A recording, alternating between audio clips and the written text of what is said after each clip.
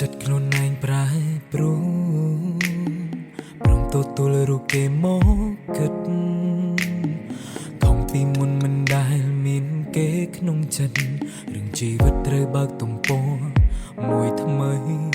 ចេញបារម្ភសុខទុក្ខគ្រប់ពេលគ្រប់វេលាសែងវេទនាក្នុងចិត្តពេលគេឃ្លាតឆ្ងាយ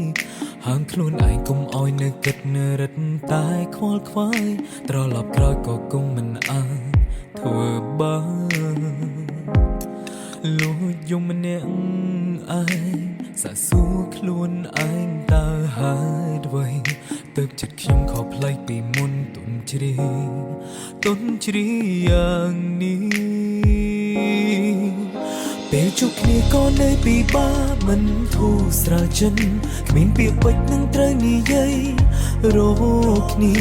ចង់បង្ហាញអារម្មណ៍ពិតក្នុងចិត្តបងប្រាពុំងារសែនវេទនារោគពាក្យហៅ